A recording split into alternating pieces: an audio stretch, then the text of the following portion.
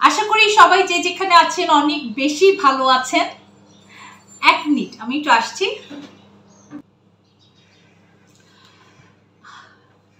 তো আজকে শুক্রবার, আজকে আমি কিছু রান্না বান্না করব।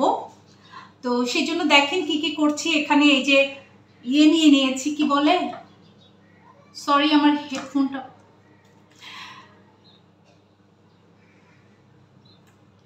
আচ্ছা আমার মাইক্রোফোনটা লাগিয়ে নিলাম। তো আজকে কিছু রান্না বান্না করব। তো আজকে আমি আপনাদের সাথে কাজও করব, প্লাস হচ্ছে কথাও বলবো। তো আজকে শুক্রবার আর আমার 12 তারিখে জন্মদিন গেছে। আপনারা জানেন জন্মদিন উপলক্ষে আমি ছোটোখাটো একটা আয়োজন করছি আজকে। তো এই যে হচ্ছে আমার রসুন কাটছি। আচ্ছা, কি কি মেনু করব এটা আমার মিমি করিম চ্যানেলে আমি দিয়ে দেব। এটা ইউটিউবেও দেব, ফেসবুকেও দেব। আপনারা ফেসবুক থেকে যদি আমার এই ভিডিওগুলো দেখেন, আমার অনুরোধ থাকবে ফেসবুক থেকে দেখলে অবশ্যই ফলো দিয়ে রাখবেন, আর ইউটিউব থেকে দেখলে সাবস্ক্রাইব করে রাখবেন। কেননা আপনারা যদি সাবস্ক্রাইব না করেন, নেক্সট টাইম সাবস্ক্রাইব করবেন এবং পাশে বেল আইকনে ক্লিক করে রাখবেন। একটা ছোট্ট ঘন্টার মতো দেখবেন, হ্যাঁ, সাবস্ক্রাইব যে লেখাটা থাকবে ওটার পাশে একটা ছোট্ট ঘন্টা থাকবে। ওই ঘন্টার মধ্যে জাস্ট একটা টিপ দিতে হবে, আর সাবস্ক্রাইবের উপর টিপ দিবেন, তাহলে আপনারা আমার মিমি করিম ফ্যামিলির একটা অংশ হয়ে যাবেন। এবং আমি যখনই কোনো ভিডিও আপলোড করব আপনারা সাথে সাথে সেটা নোটিফিকেশন পেয়ে যাবেন এবং সেটা দেখতে পারবেন। যারা আপনারা আমাকে পছন্দ করেন, আমাকে ভালোবাসেন, আমাকে অনুপ্রেরণা দেন, আপনারা চান যে হ্যাঁ মিমি আমাদের সাথে কথা বলুক, মিমির কথাগুলো আমাদের ভালো লাগে, শুনতে ভালো লাগে, আপনাদের কাছে আমার রিকোয়েস্ট থাকবে, প্লিজ প্লিজ প্লিজ আমার চ্যানেলটা ইউটিউব থেকে দেখলে অবশ্যই সাবস্ক্রাইব করবেন, আর হচ্ছে ফেসবুক থেকে দেখলে ফলো দিয়ে রাখবেন। এবার আসি নেক্সট কথায়, সেটা হচ্ছে আমার যে সব কথা ভালো হবে বা সব কথা সঠিক হবে তা কিন্তু না। কারণ আমি তো ভাই মানুষ, হ্যাঁ, আমি কিন্তু ফেরেশতাও না, আমি শয়তানও না। তো একমাত্র ভুল করে না কে? ফেরেশতা আর হচ্ছে শয়তান। আল্লাহ শয়তানকেও একটা পাওয়ার দিয়ে রেখেছে, মানে শয়তানও বিশাল পাওয়ার নিয়ে আছে, আপনারা জানেন। মানে যারা আপনারা ইসলাম ধর্ম সম্পর্কে জানেন তারা হয়তো মানে এই বিষয়গুলো জানেন। তো আমাদের প্রত্যেকটা লোমে লোমে শয়তান ওঠানামা করে। তো আমরা আসলে সব সময় যে ভালো মানুষ হিসেবে নিজেদের হয়ে থাকতে পারবো বা আমরা যে ভুল করব না, এইটার কিন্তু কোনো গ্যারান্টি নেই, ঠিক আছে? তো ভুল করলে ক্ষমা সুন্দর দৃষ্টিতে দেখবেন, কমেন্ট বক্সে লিখবেন যে আমার কি কি ভুল হয়েছে, আমি চেষ্টা করব আমাকে সংশোধন করে নিতে, ঠিক আছে? তো এই আর কি। আবার অনেক সময় আমি এই তথ্যগুলো যেগুলো নেই, এগুলো ইউটিউব থেকে নেই, তারপর ফেসবুক থেকে নেই। এই তথ্যগুলো হয়তো কখনো ভুল হতে পারে, রং তথ্য হতে পারে, কিন্তু একদম 100% ওকে কিনা এটা জানার কিন্তু আসলে খুব একটা আমার কোনো ক্ষমতা নাই। যখন 4-3জন মানুষ একই কথা বলবে, তখন যারা ভালো ভালো বক্তা আছে তখন কিন্তু আবার ধরে নিতে হবে যে এটা সঠিক, হ্যাঁ। আবার যখন বড় বড় বক্তা যারা আছে তখন যখন তারা এক একজনে এক এক ধরনের কথাবার্তা বলবে, তখন কিন্তু আমার ধরে নিতে হবে এটা সঠিক না। আমাদের পাশে মন্দির, সামনে পূজা, আপনারা হয়তো ঢোলের শব্দ শুনতে পাচ্ছেন কিনা আমি জানি না, ঢোলের শব্দ হচ্ছে, এই আর কি। তো যাই হোক, আজকে একটা যে বিষয়টা নিয়ে কথা বলবো সেটা তো আপনাদের হেডিং আমি দিয়েছি, কি বিষয় নিয়ে কথা বলবো। তো আসুন তাহলে শুরু করা যাক। আর পাশাপাশি তো দেখালামই এই যে অনেকগুলো রসুন নিয়েছি, রসুনগুলো কাটবো আর আপনাদের সাথে কথা বলবো। তো প্রথমে আমি যে পয়েন্টটা আনছি, সম্প্রতি ঢাকা বিশ্ববিদ্যালয়ে ছাত্রলীগের সভাপতি বা সাধারণ সম্পাদকের পরিচয় প্রকাশিত হওয়ার পরে সারা বাংলাদেশে একটা হইচই পড়ে গেছে। হইচইটা কেন পড়েছে? কারণ এই ইসলামী ছাত্র শিবির ছাত্রলীগ বা সমন্বয়কের ব্যানারে থেকে তারা সংঘবদ্ধ করেছে দেশের মানুষকে। ইসলামী ছাত্র শিবির কি করেছে? ইসলামী ছাত্র শিবির দেশের মানুষকে সংঘবদ্ধ করেছে, এই কোটা অভিযানকে, কোটা বিরোধী অভিযানটাকে পরিচালনা করেছে। এবং তারা কি করেছে? তারা ব্যাকগ্রাউন্ডে থেকে এই আন্দোলনটাকে, ইসলামী ছাত্র শিবির এই আন্দোলনটাকে সামনে এগিয়ে নিয়ে গেছে। হ্যাঁ, এবং তখন কিন্তু কারো পরিচয় প্রকাশ হয়নি যে সকল দেশের সকল মানুষই তখন কি কোটার যে কোটা নির্মূল করতে হবে কোটার বিপক্ষে ছিল এবং সমস্ত মানুষকে তারা একত্রিত করেছে। কিন্তু তারা সমন্বয়কের ব্যানারে থেকে এই কোটা বিরোধী অভিযানটাকে পরিচালনা করে সামনে নিয়ে গেছে এবং এটা মানে সরকার নামানোর একটা প্ল্যান তাদের ছিল। তো মূলত মূল প্ল্যানটা ছিল সরকার নামানোর প্ল্যান। তো সেই প্ল্যানে তারা সাকসেস হয়ে গেছে এবং এই আর কি। আর দেখেন এই প্ল্যানটা সাকসেস হয়ে যাওয়ায় সমস্ত রাজনীতির যত নেতৃবৃন্দ আছে সবাই শকড হয়ে গেছেন। কেউ হয়তো ভাবেননি যে আমাদের প্রাক্তন প্রধানমন্ত্রী এত সহজেই হাল ছেড়ে দেবেন এবং এত শর্ট টাইমে তিনি দেশ ছেড়ে চলে যাবেন। এটা আওয়ামী লীগে যারা আছেন, আওয়ামী লীগের নেতৃবৃন্দ যারা আছেন তারাও ভাবেননি। অনেকে চিন্তা করেছেন যে হ্যাঁ দেশের পরিস্থিতি খারাপ, অনেকে আগেই চলে গেছেন দেশ ছেড়ে, কিন্তু অনেকেই ম্যাক্সিমামই আপনারা শুনেছেন আমাদের সেনাবাহিনী প্রধান বলেছেন যে তাদের আন্ডারে প্রায় 600-র উপরে মানুষ আছে যারা আওয়ামী লীগের নেতৃবৃন্দ তাদের আন্ডারে আছে এবং তারা সেনাবাহিনী তাদেরকে আশ্রয় দিয়েছেন এবং পরে আস্তে আস্তে তারা চলে গেছেন বা সেনাবাহিনী তাদেরকে ছেড়ে দিয়েছেন, এরকম আমাদের সেনাবাহিনী প্রধান বলেছেন, কিন্তু সেটা পরে বলেছেন। যাই হোক, আপনারা চিন্তা করেন যে মানুষ রাজনৈতিক নেতৃবৃন্দ কিন্তু শকড। আর ইসলামী ছাত্র শিবির আমার বলতেই হবে জামাত ইসলামকে যে তারা অনেক বেশি দক্ষ, অনেক বেশি অর্গানাইজড, তারা যে এত বড় একটা জিনিস ঘটিয়ে দেবেন এটা কিন্তু মানে কেউ চিন্তাও করতে পারেনি। হ্যাঁ, আমাদের প্রাক্তন প্রধানমন্ত্রী শেখ হাসিনা সবসময় জামাত শিবিরকে ব্যান করতে চেয়েছেন সবসময়, বাট উনি কিন্তু ওনার যদি ওইরকম ব্যান করার আমি জানি না ওনার প্ল্যান কি ছিল, তাহলে কিন্তু অনেক আগেই হয়তো উনি ব্যান করতে পারতেন। বাট উনি হয়তো একটা বড় দলকে ব্যান করা মনে হয় আমি রাজনীতি করি না, আমার অত ধারণা নাই, এত বড় দলকে ব্যান করা কিন্তু অত সোজা ব্যাপার না, আমার কাছে তাই মনে হচ্ছে। তো যেটা জামাত ইসলাম করতো, জামাতে ইসলাম কিন্তু আপনার তখন আন্দোলন করেছি ঠিকই, হ্যাঁ, কিন্তু ওইভাবে কিন্তু কেউ বোঝে নাই যে এই আন্দোলনটা জামাত ইসলামই করছে, ঠিক আছে? এটা কোনো প্রমাণই হয়নি, সবাই ধরে নিয়েছে হ্যাঁ আওয়ামী লীগের অপোজিশন হচ্ছে বিএনপি, যে বিএনপি আর আওয়ামী লীগের বড় দল। জামাত ইসলামকে ওইভাবে আমাদের নেত্রী যেভাবে মানে আমাদের প্রাক্তন প্রধানমন্ত্রী শেখ হাসিনা যেভাবে আমলে নিতেন, এরকম কিন্তু দেশের জনসাধারণ ওরকম মনে করতো না। কেননা আমরা কি করি, আমরা বাচ্চাদেরকে কোরআন পড়াতে গেলে একজন হুজুরের কাছে যাই, আর হুজুররা ম্যাক্সিমামই জামাত ইসলামে আমরা দেখেছি, আওয়ামী লীগেও ছিলেন, আওয়ামী লীগেরও সাপোর্ট করেছেন, সেটাও ঠিক আছে। তো যাই হোক, কিন্তু সমস্ত দেশের রাজনৈতিক নেতৃবৃন্দরা একেবারে শকড। আবার দেখেন বাংলাদেশের মূল দল কিন্তু আওয়ামী লীগ, বিএনপি।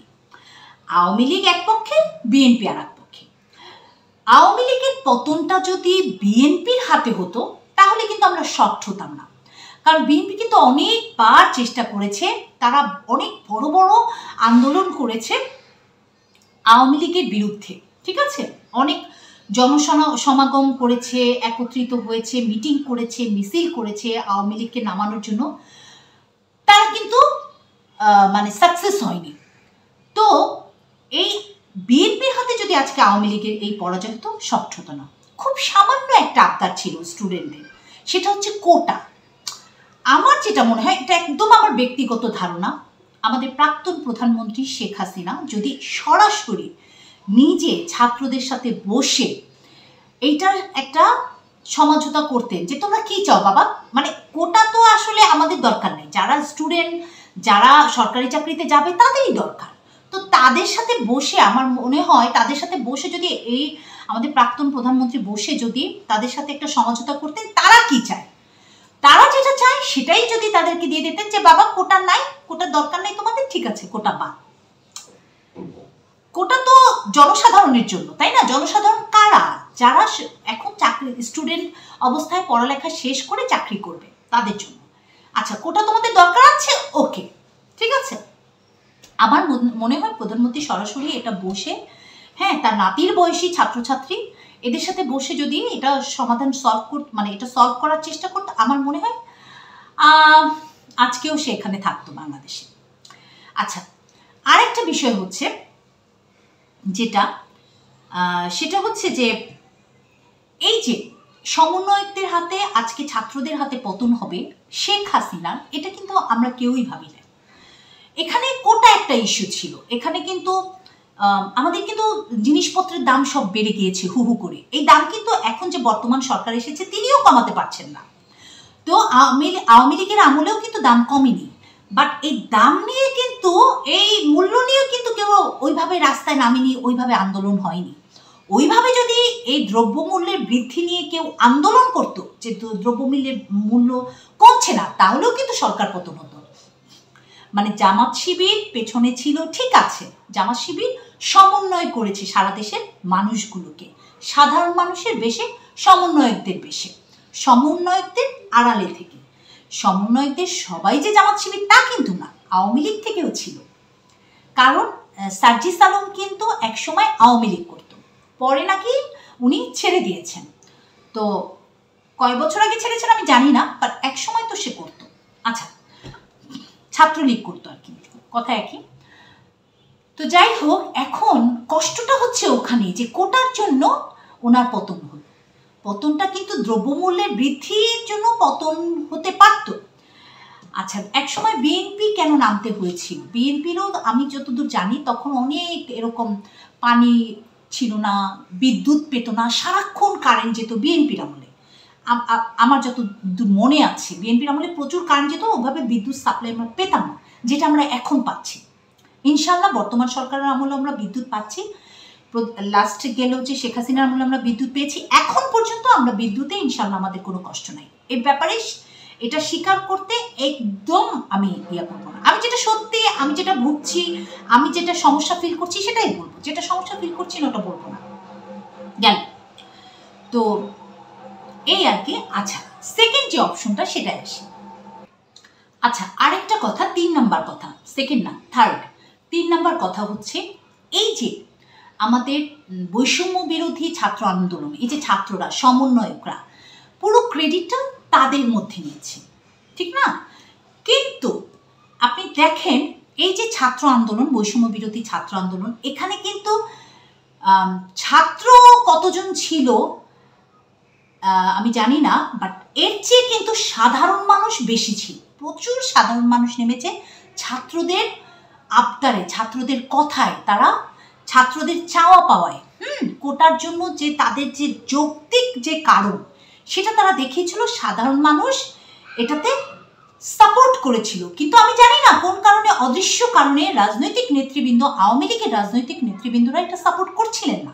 কোটার যে ব্যাপারটা, এটা কিন্তু সাধারণ মানুষ পুরোই সাপোর্ট করছিল, যার জন্য এই আন্দোলনটা এত শক্তিশালী হয়ে পড়েছে। কিন্তু সাধারণ ছাত্রদের চেয়েও কিন্তু ছাত্ররা যদি 1 ভাগ থেকে থাকে, 2 ভাগ ছিল সাধারণ মানুষ। আরেকটা বিষয়, এই আন্দোলনটা প্রথমে কিন্তু শুরু হয়েছে বড় বিশ্ববিদ্যালয়, ঢাকা বিশ্ববিদ্যালয় বা এই ধরনের বিশ্ববিদ্যালয়গুলো থেকে। পরে এগুলো যখন বন্ধ করে দেওয়া হলো, মূল আন্দোলনটা চালালো কিন্তু প্রাইভেট ইউনিভার্সিটির স্টুডেন্টরা। আচ্ছা, তো এরা যে চালালো, এবং এদের প্রাইভেট ইউনিভার্সিটির প্রাণ কিন্তু বেশি গেছে, প্রাইভেট ইউনিভার্সিটির স্টুডেন্টরা কিন্তু এই আন্দোলনে বেশি মারা গেছে। আচ্ছা, সরকার কি করলো? পুলিশ বাহিনীকে দিয়ে এটা প্রোটেকশন দেওয়ার চেষ্টা করলো। একটা যৌক্তিক আন্দোলন কেন এই পুলিশ বাহিনীকে দিয়ে সরকার ট্রাই করলো? এটা একটা, আমার মনে হয় সরকার একটা ভুল সিদ্ধান্ত ছিল। ওই যে বললাম না, এটা আমাদের প্রাক্তন প্রধানমন্ত্রী সরাসরি বসে তার নাতির বয়সী বাচ্চাদের সাথে বসে, বাচ্চা এই কারণে বলছি, তার তুলনায় তো তারা বাচ্চাদের সাথে বসে যদি এই কাজটা, তাদের চাওয়া পাওয়াগুলো পূরণ করতো, এই সমাধান কিন্তু হয়ে যেত। আজকে বাংলাদেশে 5 তারিখের পর থেকে যে ধ্বংসযজ্ঞ হয়েছে, মিল, কলকারখানা, ফ্যাক্টরি পুড়িয়ে টুড়িয়ে তছনছ। আমাদের ডক্টর মোহাম্মদ ইউনূস সরকার তো দায়িত্ব নিয়েছে 8 তারিখ থেকে, যদি আমি ভুল না হই। আচ্ছা, তো এর আগে উনি আসতেও 2 দিন সময় লেগেছে। এর আগে আর্মিরা চেষ্টা করেছে ট্যাকেল দিতে, কিন্তু পুলিশ বাহিনীর যে ধরাশয়ী অবস্থা, তাদেরকে যে জঘন্যভাবে অত্যাচার করে মেরে মেরে মারা হয়েছে, মানে এটা তো চিন্তার বাইরে। হ্যাঁ, আমাদের এই যে মানে যাত্রাবাড়িতে তো প্রচুর। তো যাই হোক, যাত্রাবাড়িতে পরের দিনও লাশ পড়েছিল, লাশ নিয়েছে সন্ধ্যার দিকে। আচ্ছা, তো এই যে মানে আমার মনে হয় আর্মিরা এই জন্য খুব, হ্যাঁ আমি এই জন্য সেনাবাহিনী প্রধানকে স্যালুট জানাই। সে যেভাবে এই আন্দোলনটাকে কন্ট্রোল করেছে, যেভাবে প্রাক্তন প্রধানমন্ত্রী, আমি জানি না সে আর আধা ঘন্টা 30 মিনিট যদি সে বাংলাদেশে থাকতো তার কি অবস্থা হতো আমি জানি না, আল্লাহ জানে। সেটা বিশাল একটা ম্যাসাকার অবস্থা হয়ে যেত। আর উনি যদি চলে না যেতেন, ওখানে থাকতেন, কত মানুষ যে মারা যেত। মানে হয় এসএসএফ থেকে গুলি করতো, অথবা আপনার মানে আর্মি থেকে গুলি করতো, মানে আমি জানি না কি হতো। তো আমরাও খুব লাকি যে কোনো স্টুডেন্ট এরপর আর মারা যায়নি, এবং মানে এদিকে তার মানে শেষ পর্যায়ে, শেষ অবস্থায় স্টুডেন্টদের ওইভাবে মারা যায়নি, এবং সাধারণ জনতাও মারা যায়নি। হ্যাঁ, কিন্তু উনি যদি চলে না যেতেন তাহলেও কিন্তু দেশে একটা বিভৎস পরিস্থিতি হতো। আমরা কাকে মারছি? আমরা তো ওই যে একটা কথা আছে না, আমি কে তুমি কে, আমরা তো সবাই বাংলাদেশের জনগণ, আমিও বাংলাদেশের জনগণ। তা আমরা তো অন্য দেশকে মারছি না, আমরা আমাদের দেশের আমাদের সন্তানদেরকে দিকে আমরা গুলি তাক করছি বা গুলি তাক করতাম।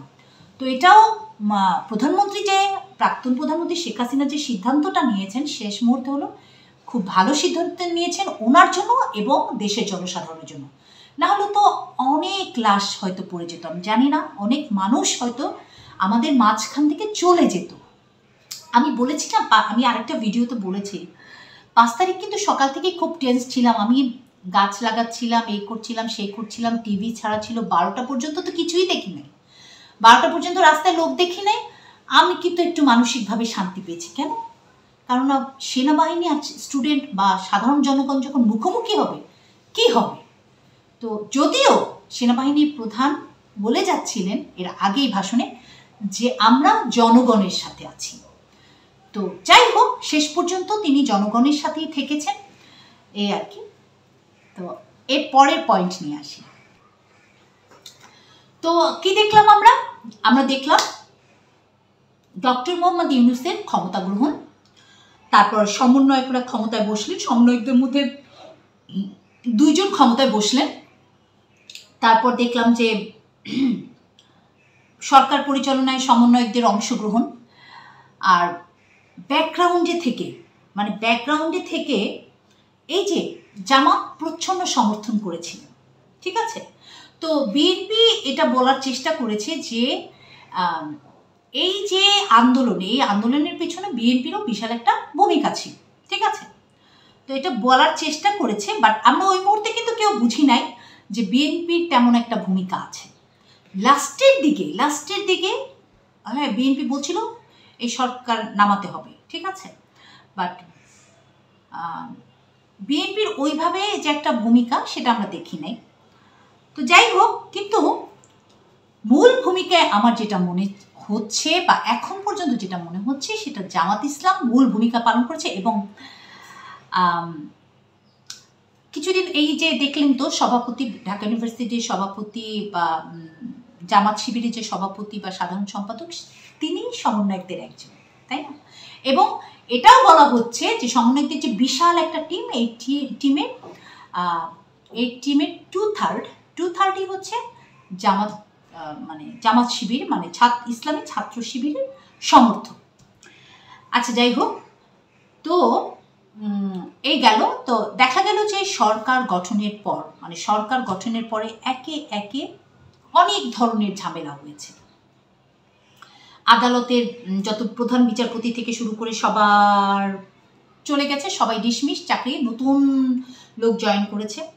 আবার দেখা গেল যত স্কুল কলেজ আছে, হ্যাঁ, সেখানে আপনার বড় বড় পোস্টে যারা ছিল, যেমন প্রধান শিক্ষক, সবার পতন হলো। মানে হাসিনা আপার পতনের পর কার পতন হয়েছে? তো দেখা গেল প্রথমে আমরা যেটা দেখলাম, প্রথমে কি এটা না, আচ্ছা উল্টাপাল্টা হতেই পারে, বাট কি কাদের কাদের পতন হলো এদের সাথে সাথে। আচ্ছা, আবার বাংলাদেশ ব্যাংকে দেখা গেল সেখানে গভর্নর চেঞ্জ হয়ে গেল।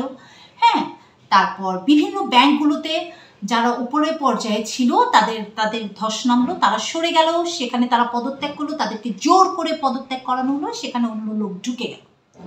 আচ্ছা, তারপর আপনার আওয়ামী লীগেরও যারা নেতৃবৃন্দ, মানে অনেকে যারা ছিলেন, যেমন স্পিকার, এরাও পদত্যাগ করলেন। এখন এদেরকে কি জোর করে করানো হয়েছে না নিজে থেকে করেছে, আমার কোনো ধারণা নেই। আচ্ছা, তারপর মানে মামলাও হয়েছে, এখন এটা আপনারা ভালো বলতে পারবেন। তো এই যে আরেকটা জিনিস, ওই যে টিচারদেরকে স্টুডেন্টরা অসম্মান করে ধরে, আমি জানি না, আমি জীবনে কোনো টিচারকে কখনো অসম্মান করিনি। আমাকে একজন ইংরেজি স্যার এরকম পড়া যদি আমি না শিখে যেতাম, এরকম বেদ দিয়ে একটা বাড়ি দিতেন। ওই পরের দিনে আমি ভয়ের চোটে ওই পড়াটাই আগে পড়তাম। তো এখনকার স্টুডেন্টরা তো এখন যে সময়টা চলছে, এখন ওরা স্টুডেন্টদের দেখলেই টিচার আরও ভয় পায়। ভাই, তোর পড়ালেখা লাগবে না, তুই চুপচাপ বসে থাক ক্লাসে। হ্যাঁ, বা হয়তো ওইটুকু বলারও সুযোগ পায় না, তোমরা কি পড়ালেখা করবে কি করবে না। এখন মনে হয় ওই যুগটা চলে এসেছে, আমি জানি না, অবস্থা যা দেখা যাচ্ছে। স্টুডেন্টরা চারপাশ দিয়ে টিচারকে ঘিরে ধরেছে, তাকে জোর করে সই করাচ্ছে পদত্যাগপত্রে। এটা ওপেন। এটা কি আইন লঙ্ঘন কি লঙ্ঘন না আমি জানি না, এটা আইনজ্ঞ যারা আছেন তারা বলতে পারবেন এটা কি স্টুডেন্টরা অপরাধ করছে কি করছে না। তাহলে আমরা একটা স্টুডেন্টকে একটা ইম্যাচিউর ছেলেমেয়েকে দিয়ে আমরা অপরাধ করাচ্ছি। এর থেকে বাংলাদেশ মানে ভালো জায়গায় যাবে বাংলাদেশ, আমি জানি না, এটা আপনারা ভালো বলতে পারবেন। হ্যাঁ, ধরেন ওই লোকটাকে, যে আপনার যে ধরেন একটা স্কুলের হেডমাস্টার বা হেড মিস্ট্রেস, তাকে আওয়ামী লীগ থেকে নিয়োগ দেওয়া হয়েছে, আমি ধরেই নিলাম। ধরেন সে অনেক ভালো একজন টিচার, কিন্তু তাকে আওয়ামী লীগ থেকে নিয়োগ দেওয়া হয়েছে। এইটা হচ্ছে তার সবচেয়ে বড় অপরাধ। সে আওয়ামী লীগের আমলে 15 বছর চাকরি করছে, এখন তাকে বাদ দিতে হবে। কিন্তু আমার কথা হচ্ছে, ভাই, এই 15 বছর চাকরি করে সে তো তার ঘর সংসার সন্তান সবাইকে লালন পালন করেছে। তখন আপনারা কোথায় ছিলেন? আপনারা কেন যখন শেখ হাসিনা প্রথম ক্ষমতা নিয়েছিল 15 বছর আগে কেন আসেননি? কোথায় ছিলেন 15 বছর আগে? আচ্ছা, 15 বছর আগে হয়তো আপনারা তখন পিছিয়ে ছিলেন, অথবা আপনাদের জন্মই হয়নি, অথবা আপনারা তখন বিদেশে কিভাবে নিজেদের প্রাসাদ তৈরি করতে হবে সেটা নিয়ে ব্যস্ত ছিলেন। কিন্তু এই 15 বছর যে মানুষগুলো তাদের বউ বাচ্চা সংসার লালন পালন করছে, তাদেরকে আপনারা চাকরি থেকে আস্তে আস্তে ছেড়ে দিয়ে, তাদেরকে চাকরি থেকে বাদ দিয়ে আরেকজন দেন। যে খারাপ তাকে বাদ দেন, তার পক্ষে আমি দিই। কিন্তু যে ভালো, শুধু আওয়ামী লীগ হওয়ার কারণে, শুধু আওয়ামী লীগের আমলে চাকরি পাওয়ার কারণে তাকে আপনারা বাদ দিয়ে দিচ্ছেন, এটা কি সত্যি? যদি এটা সত্যি হয় তাহলে আমি এটার বিপক্ষে, ভাই। হ্যাঁ, এটা আসলে অন্যায় হচ্ছে তাহলে, ঠিক আছে? এবং এটা কিন্তু ওই বাচ্চাদেরকে দিয়ে করানো হচ্ছে, তাদেরকে ভুল পথে প্রমোট করা হচ্ছে। যে বাচ্চা, যে সন্তান, যে স্টুডেন্ট তার টিচারকে সম্মান করে না, সে কি তার বাবা মাকে সম্মান করবে? এটা কি আপনাদের মনে হয়? আমার মনে হয় না। আচ্ছা, যাই হোক, কথা বলতে বলতে অন্য জায়গায় চলে আসলাম। এবার আসেন, আজকে আসলে আমি বাংলাদেশের অন্যতম একটি বড় সংগঠন জামাত ইসলাম, জামাত শিবির, এই আন্দোলনে কে কে ভূমিকা রেখেছেন সেসব নিয়ে আলাপ করব। তো এই যে দেখেন, বিএনপির আন্দোলনের সম্পৃক্ততা যতটা ছিল তার চেয়ে 100 গুণ বেশি ছিল জামাত শিবির, এবং এই কারণেই আজকে সরকারের পতন হয়েছে। আরেকটা জিনিস দেখেন, আমাদের প্রাক্তন প্রধানমন্ত্রী আল্লাহ দিলে উনি কিন্তু অত্যন্ত দূরদর্শী, অত্যন্ত বুদ্ধিমতী। এটা উনি কিন্তু শেষ মুহূর্তেও হয়তো বুঝতে পেরেছিলেন জামাত শিবির এই কাজটা করছে। হঠাৎ করে আবার উনি জামাত শিবির ব্যান করার জন্য, মানে 15 বছর ধরে তো ব্যান করছেনই, কিন্তু আবার হঠাৎ করে আন্দোলনের আগে শুরু হয়ে গেল জামাত শিবির ব্যান করার জন্য।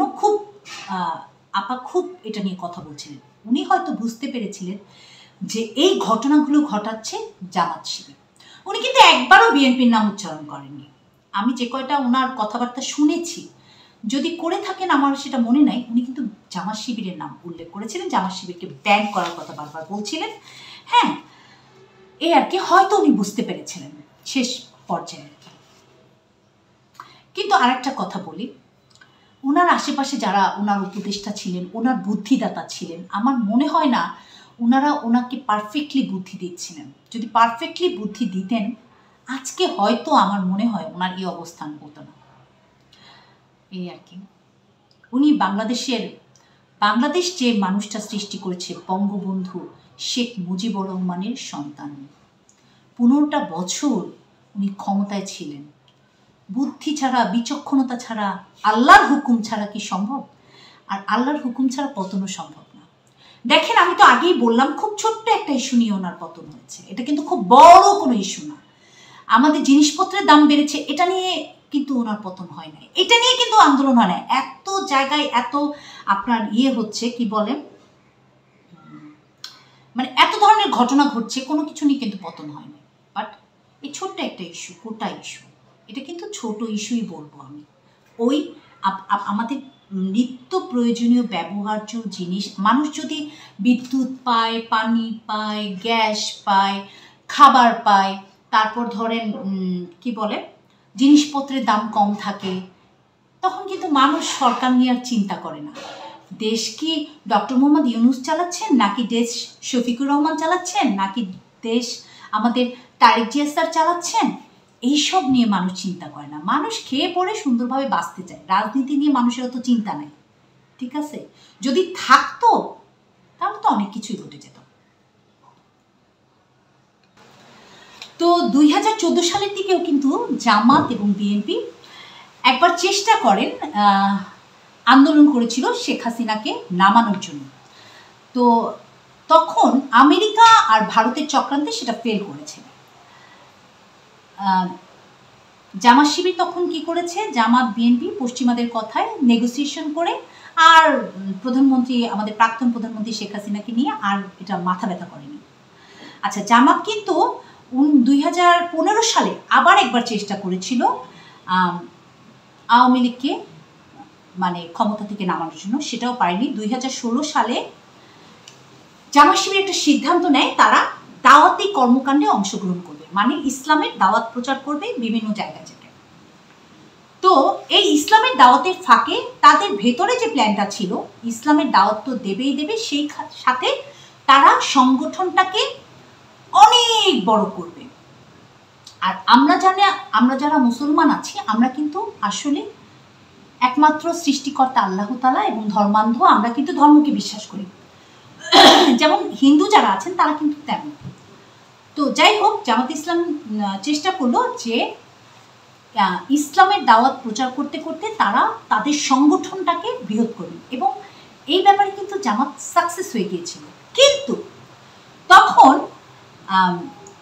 2016 থেকে 2018 সাল পর্যন্ত আমাদের মানে প্রাক্তন সরকার পুলিশ প্রশাসন দিয়ে জামাত যখনই একটা সংগঠন করতো, কখনো কোথাও কি বলে ঐক্যবদ্ধ হতো, সেখান থেকে তাদেরকে সরিয়ে দিত, ঠিক আছে? বা সেখানে যে একটা পুলিশ পাঠিয়ে একটা করতো, তাদের নামে একটা ব্লেম দিত এবং তাদেরকে সরিয়ে দিত।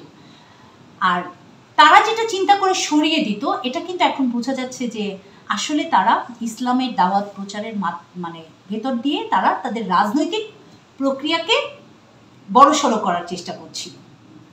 তো সে ব্যাপারে তারা সাকসেস হয়েছে। তো তখন ছিলেন, তখনকার পুলিশ প্রধান ছিলেন বেনজির আহমেদ, তাই না? তো উনি দিয়েছিলেন সাপোর্টটা, এই যে কি বলে জামাত ইসলাম যাতে সুন্দরভাবে ইসলামের দাওয়াত প্রচার করতে পারে সেভাবে। আর আপনারা কিন্তু জানেন, একসময় আমাদের প্রাক্তন প্রধানমন্ত্রী শেখ হাসিনা জামাত ইসলামকে নিয়েই ক্ষমতায় গিয়েছিল, তাই না? এটাও সত্যি। তো যাই হোক, হয়তো সেই কারণেই, সেই মায়া থেকেই হয়তো উনি মুখে বলতেন যে জামাত শিবির ব্যান করবো, কিন্তু আসলে মন থেকে ওনার হয়তো ওইভাবে মনটা সায় দিত না। কারণ যখন ওনারা ক্ষমতায় গিয়েছিলেন, তখন জামাত শিবির তাদেরকে সাপোর্ট দিয়েছিলেন। এটা কত সালে আমার ঠিক এই মুহূর্তে মনে আসছে না, আপনারা সঠিক বলতে পারবেন। তো জামাতে ইসলামের প্রথম প্ল্যান, যেটা শেখ হাসিনাকে ধ্বংস করা, সেটাতে তারা সাকসেস হলেন। আপা চলে গেলেন, ইন্ডিয়াতে আশ্রয় নিলেন। আল্লাহর অনেক রহমত, উনি ইন্ডিয়াতে সুন্দরভাবে আছেন এখন পর্যন্ত। আচ্ছা, আর হচ্ছে এই প্ল্যানে সাকসেস হয়ে ওনারা কি করলেন, ডক্টর মোহাম্মদ ইউনূস স্যারকে বসালেন।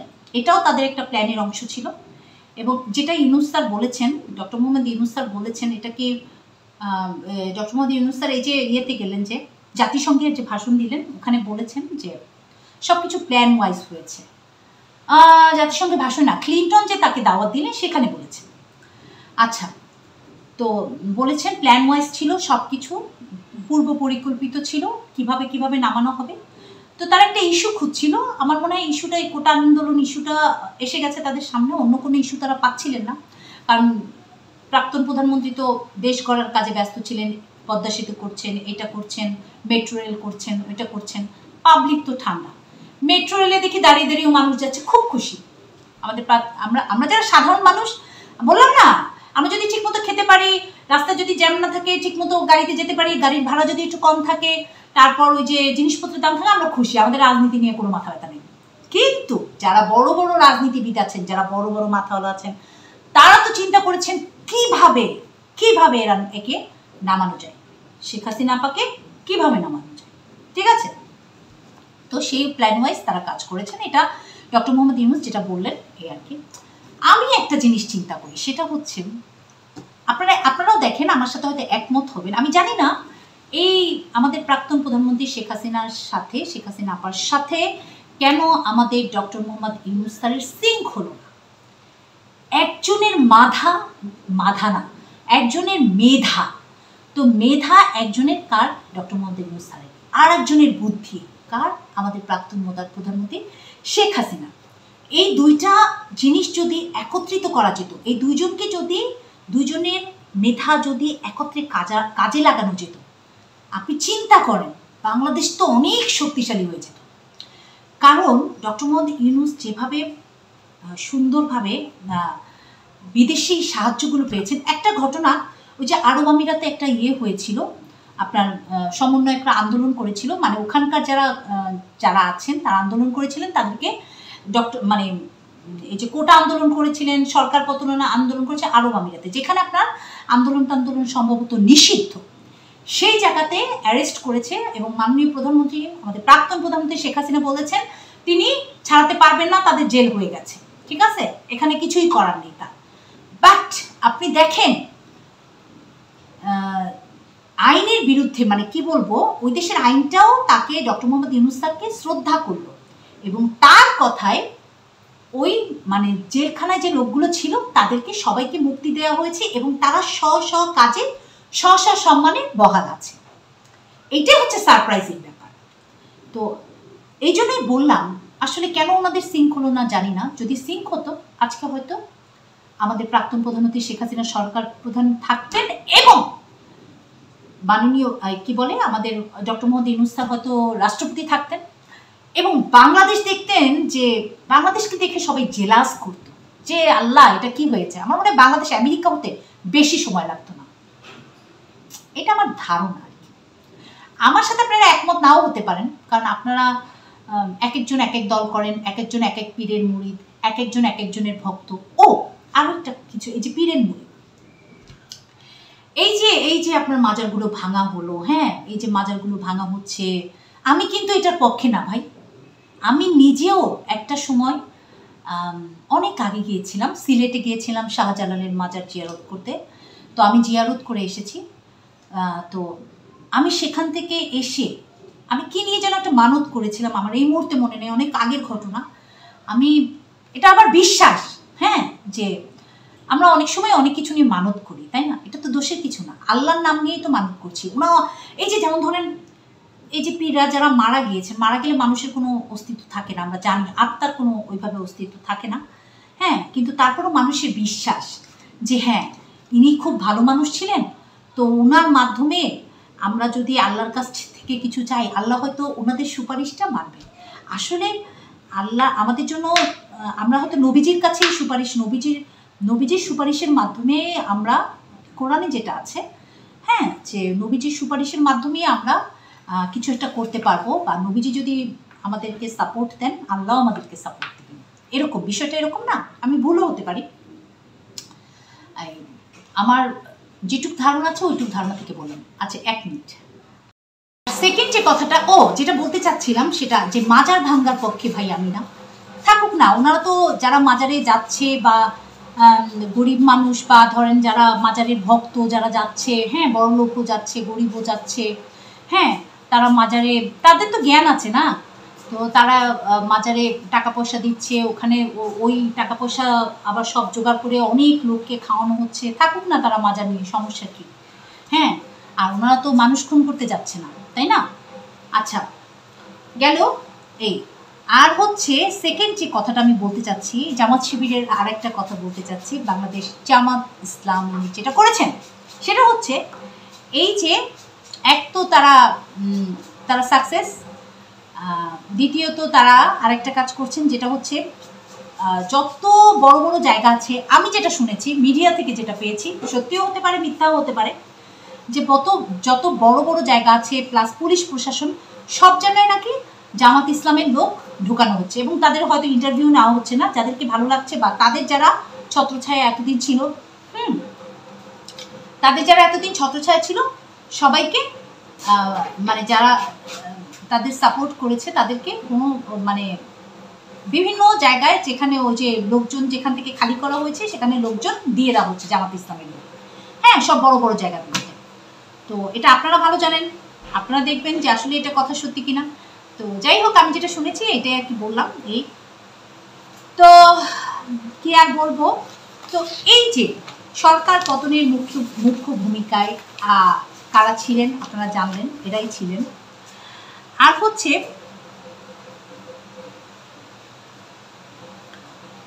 আরেকটা জিনিস যে আমাদের প্রাক্তন প্রধানমন্ত্রী যখন 1/11-এর সময় গ্রেফতার হয়েছিলেন, তিনি কিন্তু ভারপ্রাপ্ত সভাপতি, ভারপ্রাপ্ত সাধারণ সম্পাদক এভাবে করেছিলেন, কিন্তু এবার কিন্তু তিনি এইসবে কিছুই করেননি।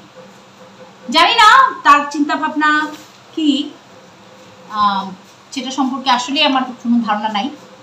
তো ঠিক আছে, বাইরে বৃষ্টি হচ্ছে, আমি জানলা টালা সব আটকে নিয়েছি, আবার ওই যে ঢোলের ঢাকের আওয়াজ হচ্ছে, তো এই জন্য জানি না শব্দ শোনা যাচ্ছে কিনা, ঠিক মতো আপনারা ক্লিয়ার শুনতে পাচ্ছেন কিনা। তো আজকে এই পর্যন্তই, আর কথা বলবো না, তাহলে রান্না বান্না কখন করব।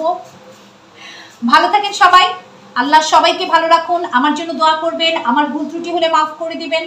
মাফ চাওয়া ছাড়া তো সেকেন্ড কোনো অপশন আসলে আমার কাছে জানা নাই, এই আর কি। আর আমার কথাগুলো আপনারা ভালো লাগে, আমার ভিডিওগুলো আপনারা দেখেন, এই কারণেই আমি খুবই ইন্সপিরেশন পাই আপনাদের সাথে কথাবার্তা বলতে, আমি কি চিন্তা করছি বা অন্যরা কি চিন্তা করছে সেই কথাগুলো শেয়ার করতে। তো ঠিক আছে, সবাই ভালো থাকেন, আজকের মতো এখানেই, আল্লাহ হাফিজ, আসসালামু আলাইকুম।